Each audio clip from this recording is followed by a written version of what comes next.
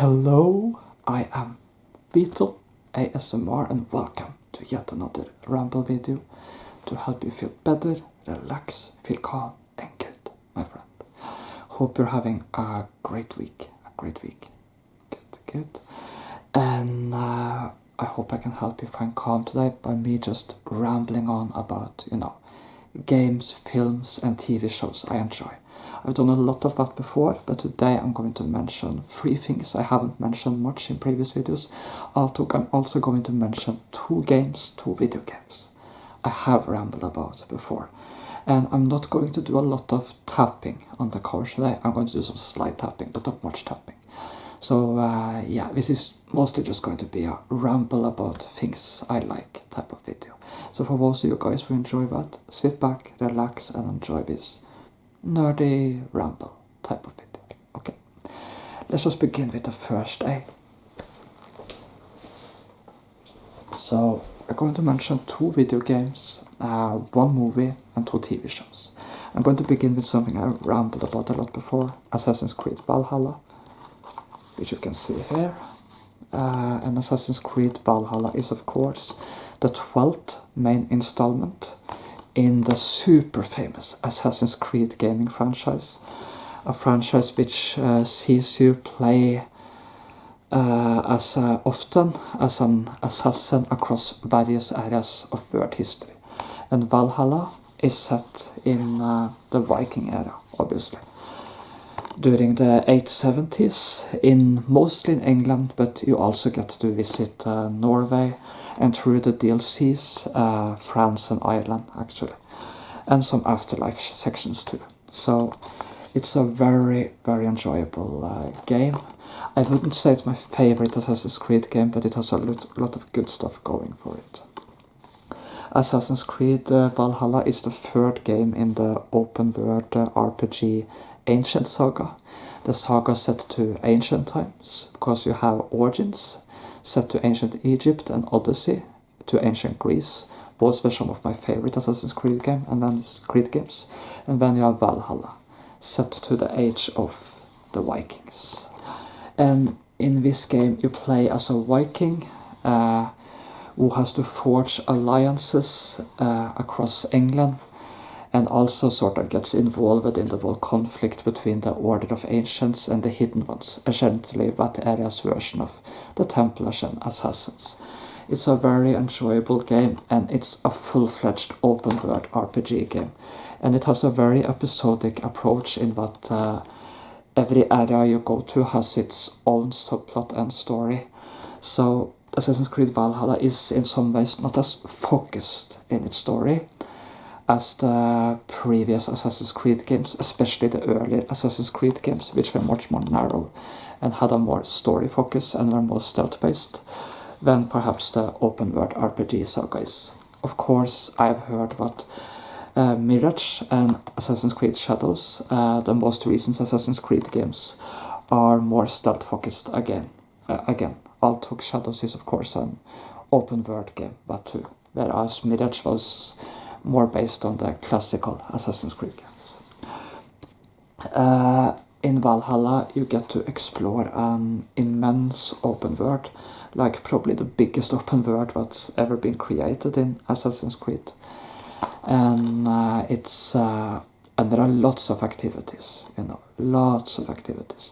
lots of world events and encounters, so it's a very living and organic breathing world, and it's set during the medieval times.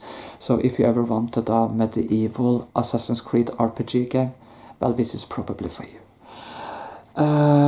I feel like one downside of Valhalla is that sometimes it's a little too much to do, and I don't always feel like it has the strongest set of characters within its main story, but there are some very enjoyable characters within its subplots. Within its various subplots, there are some very good characters actually. And it has a lot of good things going for it. The raiding is very fun. Sailing a ship along the rivers is fun, and the various subplots within the various regions and towns are actually quite entertaining too. Yeah, and the exploration and the landscapes and the beauty of the landscapes are like top notch. So it has a lot of good things going for it. And this is probably the most RPG Assassin's Creed game I've ever played. To bear in mind, I have not played the most recent one, as I'm currently playing Valhalla. Anyway, yeah, so let's move on to the next game. Hogwarts Legacy. If you're a Harry Potter and fantasy fan, this is like and an RPG fan, this is like a must-buy for you. Hogwarts Legacy is easily one of my favorite fantasy games like ever, and that was a huge shock and surprise to me, because before I played the game I was like, this game's probably not going to be good, you know. I saw that it got great reception, great reviews, but I was like, this game is probably just overrated, you know. Because I heard what people said, you could go to Hogwarts, you could go to study classes and stuff, but to me that alone didn't sound that exciting. And when I played the game and it turned out it had a great story, great characters, good but lighter, but good RPG elements, and really good exploration, because you don't get to just explore inside Hogwarts Castle, you get to explore regions and the countryside and regions around Hogwarts too, including Hogsmeade. Although the exploration inside the castle is also quite enjoyable actually. So it was a surprisingly enjoyable Harry Potter fantasy RPG game, and I'm looking forward to the sequel when they create that, because they are currently in the process of developing a sequel, or so the rumors goes at least. Hogwarts Legacy is set 100 years before the story of Harry Potter. It is set in the 1890s, so this explores how the wizarding world looked like in the 1890s, and also follows its own subplot with its own characters and own story and everything. It's a very, very enjoyable game, and if you love Harry Potter and the Harry Potter universe, and you love RPG games, definitely try this game. Be aware that it is a little slow in the beginning, but it opens up after a while as you progress along the plot. So be a little patient with the game.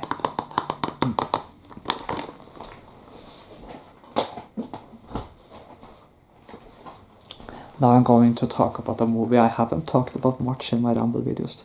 The Phantom of the Opera. The Phantom of the Opera. So this is probably, some people are probably a little surprised to have this movie. This is actually a romantic movie. It is based on the Phantom of the Opera play. And normally I'm not that into romantic stuff, but I really love and enjoy the Phantom of the Opera movie. This movie follows opera singer Christine Daae, who is sort of tutored and mentored by a mysterious voice, who also turns out to be the same as the mythical and legendary Phantom of the Opera. It is set to the 1870s, during the late 19th century, and the Phantom develops a crush on this opera singer Christine, and the events unfold from there, and she is increasingly drawn to this mysterious masked figure who lives in the shadows of the opera house. It's an opera musical romantic movie, but but if you enjoy opera kind of music and romantic music and that type of stuff, okay, to be honest, normally I don't enjoy opera that much, but this is an exception. The romantic, mysterious, deep vibes of the movie are really unique, and the Phantom is a very tragic and yet also a very sympathetic figure, even though he does some awful things during the plot too. He has a face, I'm going to spoil a little there, the Phantom has a face infection on the side of his face. This is why he carries a mask, and because of that face infection he has been shunned by society, and that is why he's hiding in the shadows, you know, and why he sort of resents the world, but he has a soft spot for Christine.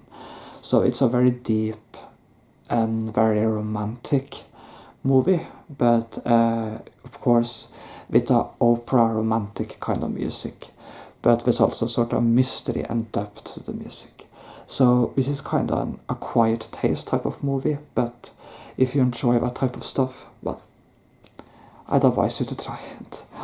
But only if you enjoy mystery, romantic, slight opera music type of stuff, Yeah. Anyway.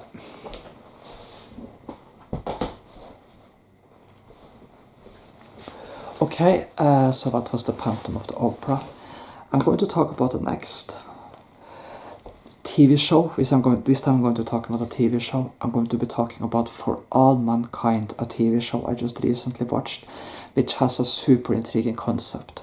There has been 4 seasons of For All Mankind so far, but there is a 5th season in development, and For All Mankind is an alternate history sci-fi drama series, which follows a set of characters over various decades in this alternate history timeline.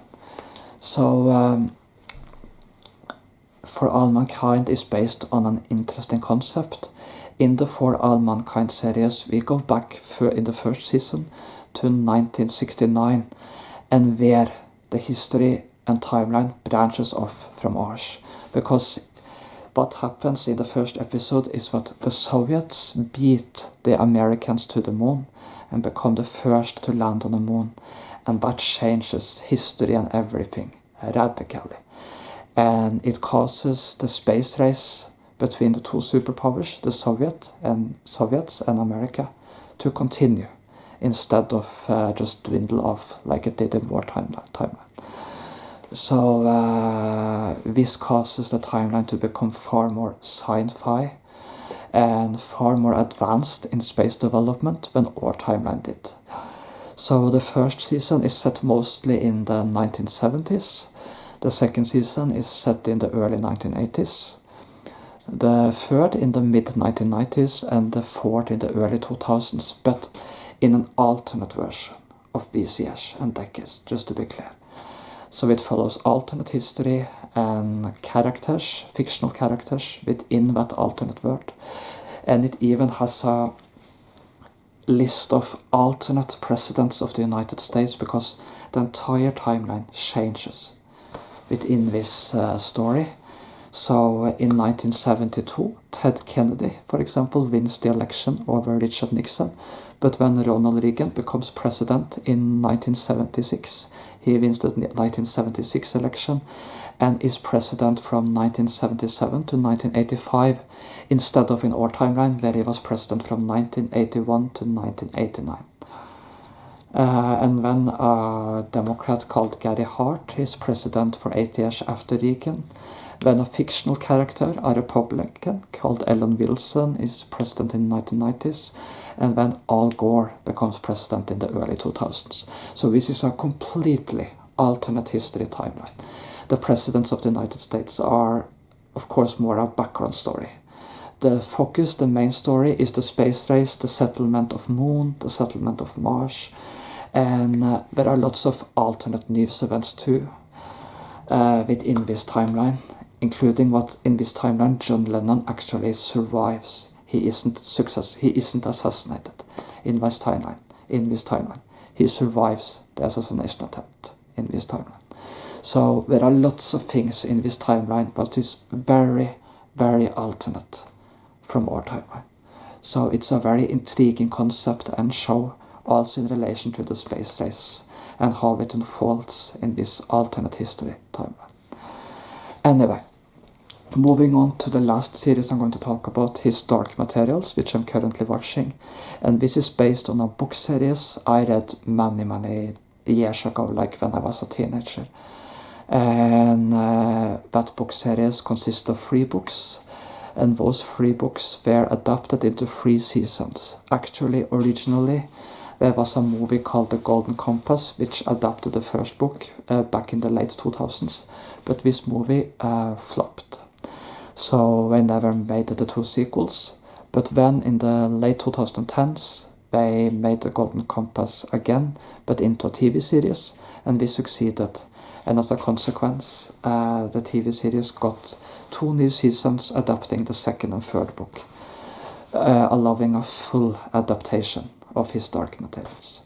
So his Dark Materials follows a fictional parallel world, a parallel Earth, which is very similar to ours, having a lot of the same eras like England and stuff like that, but where society and technology is a little bit different than ours, and is in many ways a little more 19th century based.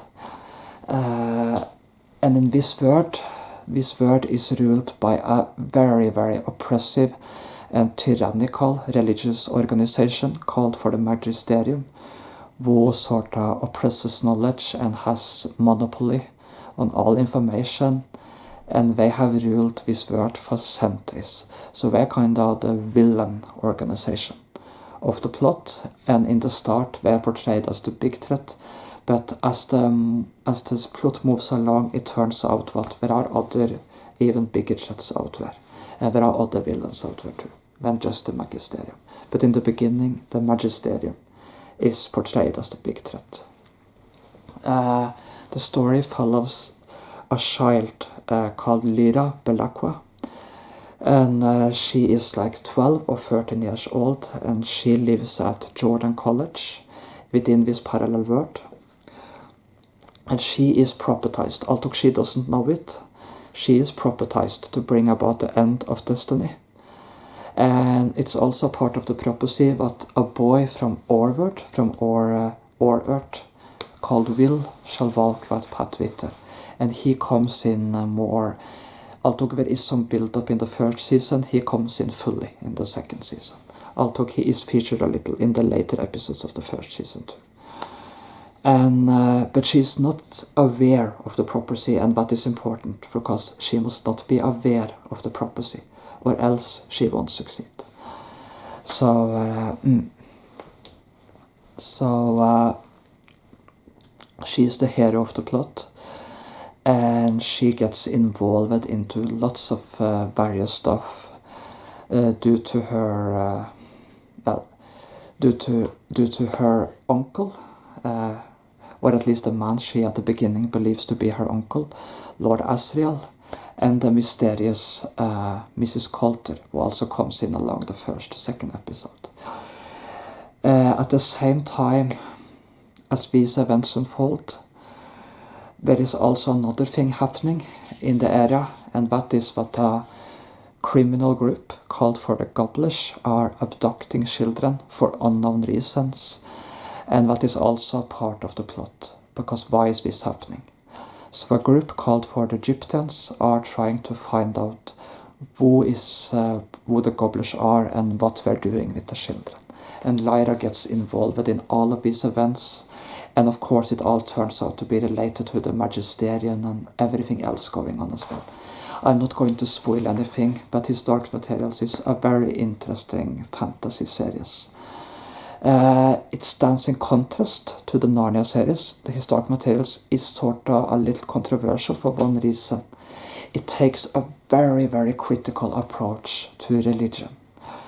In contrast to the Narnia fantasy series, who is very based in Christianity and religion. But I actually like both of them. Yes, they take on two different perspectives. Narnia takes on the religious perspective, and his Dark Materials takes on the atheist perspective. But I like both of them. Even though I'm a very spiritual person with religious values, I still like both of them. And to me, the Magisterium just represents the worst parts of religion. In my opinion, there are lots of good parts about spirituality and religion. But when I watch the series, I think of the Magisterium as the worst parts of it. As opposed to the good parts, which I more am into. I'm more into the good parts of spirituality and religion, you know. The Magisterium is more like, you know, the Inquisition of Spain from the 15th century, who sort of hunted heretics and oppressed knowledge, you know, in my opinion. Anyway, so I like both his Dark Materials and the Narnia fantasy books. Yeah, in each their own right. even took, as said, they are contrasts and they take two wildly different perspectives. Anyway, I hope I've rambled on about more than enough today, and I hope you enjoyed my ramble today, and all the best to you people watched this video. Hope you enjoyed this nerdy ramble today. All the best.